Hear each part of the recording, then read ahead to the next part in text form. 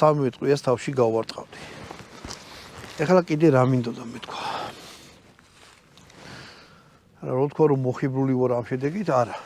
მაგრამ იმის კვალობაზე რომ პირველად ვისროლე ეს იარაღი და ერთი მჭიდი რომ ისროლოთ ამით. ნუ ყველა ვარიანტი მე ჩემ თავზე ვიტყვი რა.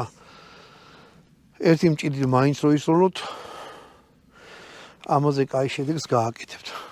ეხლა ლულაზე ვილაპარაკოთ, ნახეთ. აი ეს ეხსნება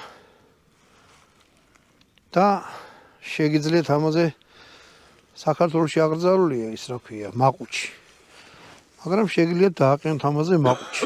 სროლის დროს იარაღი არ ახტუნაობს, ანუ პისტოლეთს რო ისვრით, ხო აქვს ტენდენცია რომ ზემოთ ააგდოს. ეს რახან მძიმეა და დაბალანსებული იარაღია, ისეთ ესე რო გიჭირავთ.